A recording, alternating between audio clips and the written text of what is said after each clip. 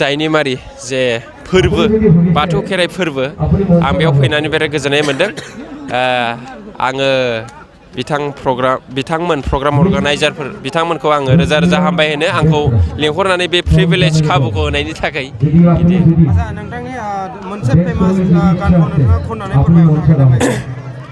आंनि फेमास मेथाइ होनोब्ला आं लिरनाय जेनेबा आंनि लिरिक्स टिउन दालमिया सिमेन्ट मेथाइ बेखौ आंनो लिरदों जेनेबा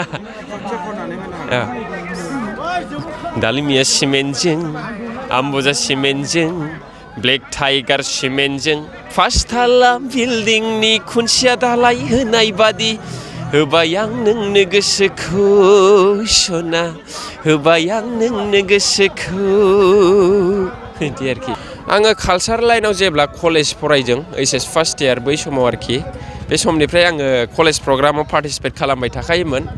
नाथाय बै लकडाउन आरो माखासे प्रब्लेमनि जुनै आङो माने थाब फैनो हायाखैमोन दा फैबाय सर्ट फिल्माव आङो फुल फिल्मावबो आं खामानि मावगोन